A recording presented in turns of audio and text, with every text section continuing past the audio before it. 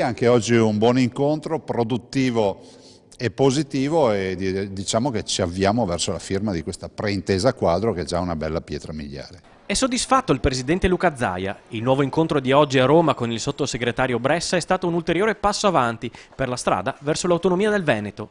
Insieme al governo è stato svolto un attento esame sull'andamento del negoziato sulle materie già inserite nella trattativa e anche per le successive competenze.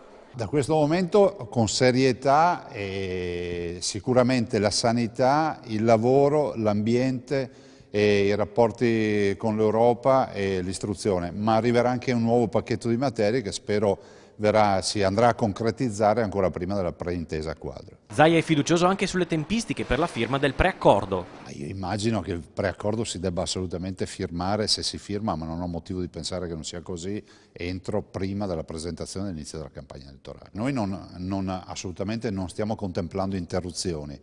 Dopodiché arriverà il nuovo governo, il lavoro continuerà e ovviamente ci sarà la preintesa quadro firmata qualche mese prima, che regolerà anche i tempi del lavoro con il nuovo governo.